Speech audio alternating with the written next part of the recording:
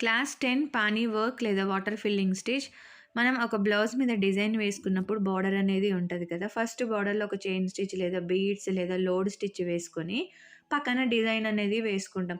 ఒక్కొక్కసారి ఈ డిజైన్‌కి, ఆ బార్డర్‌కి మధ్యలో గ్యాప్ ఒస్తది. లేదు ఫ్లవర్‌కి మధ్యలో గ్యాప్స్. అలాంటి గ్యాప్స్ అనేవి ఉన్నప్పుడు, ఇప్పుడు లేటెస్ట్‌గా ఈ పానీ వర్క్ లేదా వాటర్ ఫిల్లింగ్ స్టిచ్‌తో ఆ గ్యాప్స్ అన్నిటిని ఫిలప్ చేసేస్తున్నారనమాట. సో, దీనికొక పద్ధతి ఉంటది. ఒకే ప్యాటర్న్‌లో స్టిచ్ చేసుకోవాలి. ఎటువంటి షేప్ అయినా అది స్క్వేర్ అయినా, రౌండ్ అయినా, డ్రాప్ షేప్ అయినా, ఏ షేప్ అయినా సరే ఒక ప్యాటర్న్‌ని ఫాలో అవుతూ మనం ఈ పానీ వర్క్‌ని డ్రా చేసుకోవాలి. ఫస్ట్ డ్రాయింగ్ అనేది ఇంపార్టెంట్ ఇందులో. వర్క్ అనేది ఈజీగానే చేసేసుకోవచ్చు. చైన్ స్టిచ్చే వేస్తాము. కానీ చాలా క్లోజప్‌లో వేస్తాం. కానీ డ్రాయింగ్ అనేది చాలా ఇంపార్టెంట్. ఇక్కడ చూడండి నేను డ్రా చేస్తున్నాను. ఇది మొత్తం కర్వ్స్ లాగా వంకీలాగే తిరగాలి. అంతేగాని షార్ప్ ఎడ్జెస్ ఉండవు దీనికి. మొత్తం రౌండ్ షేప్ లాగా ఒక కర్వ్ లాగా తిరుగుతూ ఉంటుంది. ఈ ప్యాటర్న్ నేను వేస్తున్న ప్యాటర్న్‌ని మనం స్క్వేర్ షేప్‌లో అయినా, రౌండ్ షేప్‌లో అయినా ఎటువంటి షేప్ అయినా సరే అందులో ఈ విధంగా ఫిల్ చేసుకోవాలి తప్ప వేరే ప్యాటర్న్ అనేది ఉండదు. కానీ మొత్తం కర్వ్ లాగా రావాలి. రౌండ్స్ లాగా రావాలి తప్ప పీక్ లాగా అంటే స్క్వేర్, ట్రయాంగిల్ లాగా రావద్దు. ఏదైనా ఒక షేప్‌ని మనం ఫిల్ చేసుకోవాలనుకోండి, సేమ్ ఈ కర్వ్స్ లాగే మనం ఫిల్ చేసుకోవాలి తప్ప, ఎక్కడ లైన్స్ లాగా కనిపించొద్దు మనకి. ఈ కర్వ్‌నే అటు ఇటు తిప్పుకుంటూ 2 లేదా 3, 4 కర్వ్స్ తిప్పుకుంటూ మనం జాయింట్ అనేది చేసుకోవాలి తప్ప, స్క్వేర్ షేప్ లాగా కానీ, లైన్స్ లాగా కానీ ఉండొద్దనమాట. ఇంకా క్లోజప్‌లో వేసుకోవాలనుకోండి, ఇంకా చిన్న చిన్నగా క్లోజప్‌లో వేసుకోవాలి. సో, అది మన చాయిస్. ఆ గ్యాప్‌ని బట్టి ఎంత సైజ్ వేసుకోవాలా, ఎలా స్టిచ్ చేసుకోవాలా అనేది మన డిజైన్ బట్టి మనం డిసైడ్ చేసుకోవాలి. ఈ ఫస్ట్ డ్రా చేసింది, సెకండ్‌ది గ్యాప్స్ ఉన్నాయి కదా! అంటే లైన్‌కి, కర్వ్‌కి గ్యాప్ ఉంది. అక్కడ మనం థ్రెడ్ నీడిల్ యూజ్ చేసి స్టిచ్ చేయగలుగుతాం. ఇక్కడ చూడండి లాస్ట్‌లో వేసింది చాలా క్లోజప్‌లో ఉంది కదా! మనం థ్రెడ్ నీడిల్ అనేది అందులో తిరగదు. అంటే చిన్నవి ఎంత చిన్నవి అంటే ఇంకా లీస్ట్ సైజ్ అనమాట. అంత చిన్న రింగ్స్ వేసుకోవాలి మనము క్లోజప్‌లో ఉన్నప్పుడు. ఇవి 2 మనము గుర్తుపెట్టుకోవాల్సింది. గ్యాప్ ఎక్కువ ఉంది, ఈజీగా స్టిచ్ చేయగలుగుతాం అనుకున్నప్పుడు డబల్ లైన్ సిల్క్ థ్రెడ్ తీసుకోవాలి. ఎక్కడైనా సరే మనం సిల్క్ థ్రెడ్ యూజ్ చేస్తున్నాము అనంటే డబల్ లైన్. ఇంత క్లోజ్ ఉన్న దానికి సిల్క్ థ్రెడ్ మనం సింగిల్ లైన్ తీసుకోవాలి. అండ్ బీడ్స్ నీడిల్ యూజ్ చేయాలి. అంత క్లోజప్‌లో మనకి థ్రెడ్ నీడిల్ అనేది యూజ్ అవ్వదు. అంటే తిరగదు. థ్రెడ్ నీడిల్ కూడా ఒక మినిమమ్ రింగ్ ఉంటుంది గదా! నిబ్బెంత ఉంటుందో అంత రింగొస్తది. ఇంత క్లోజప్‌లో ఉన్నప్పుడు ఆ రింగ్ కూడా ఇక్కడ పట్టదు. ఇవి రెండిటికి మనం డబుల్ థ్రెడ్ యూజ్ చేయాలి.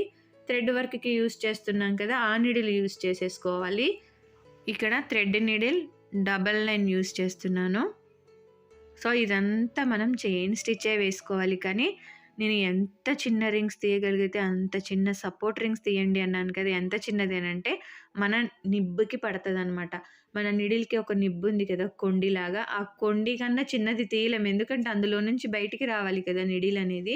అంత చిన్న రింగ్స్ మన నిబ్బెంత ఉన్నాయో అంత చిన్న రింగ్స్ తీసుకుంటూ చైన్ స్టిచ్ వేయాలి. ఇందులో కూడా ఈ ఒక 2 కర్వ్స్ ఉన్నాయి చూడండి. ఒక కర్వ్ ఫార్వర్డ్‌లో వస్తే, ఒక కర్వ్ మనకి బ్యాక్వర్డ్‌లో వస్తది. ప్రతి డిజైన్‌లో అంతే.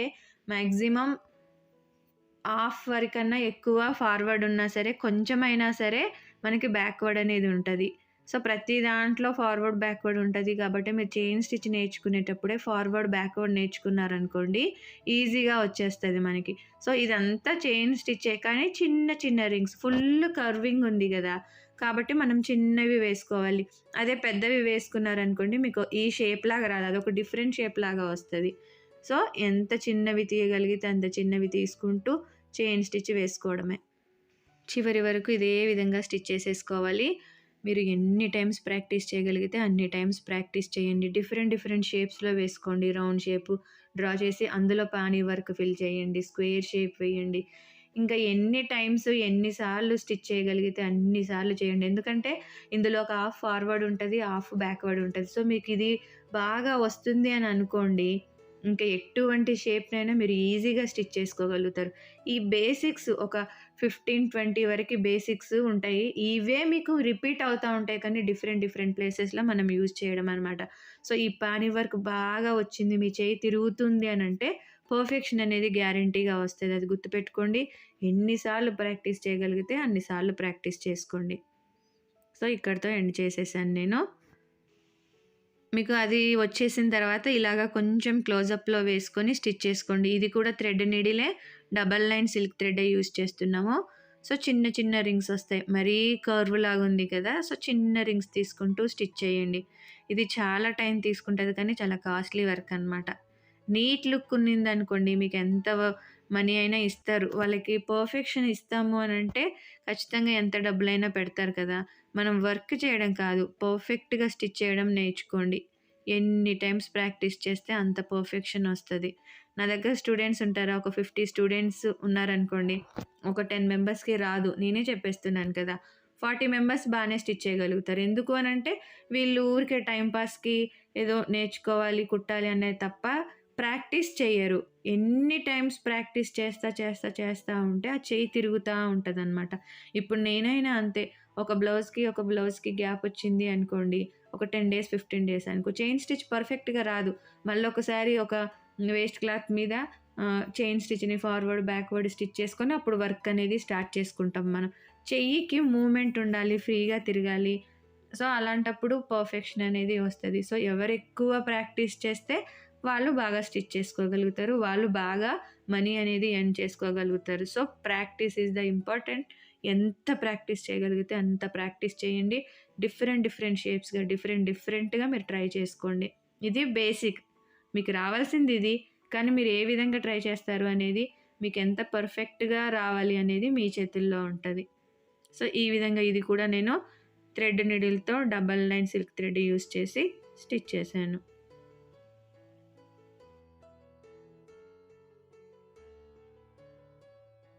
ఈ లాస్ట్ డ్రా చేసుకుంది చాలా క్లోజప్‌గా ఉంది. అక్కడ మనకి చాలా కర్వ్స్ ఉన్నాయి. థ్రెడ్ నీడిల్ అనేది తిరగదు. సో, ఇక్కడ బీడ్స్‌కి, జర్దోస్‌కి వాటికి యూజ్ చేస్తాను చూడండి. ఆ నీడిల్ యూజ్ చేయండి.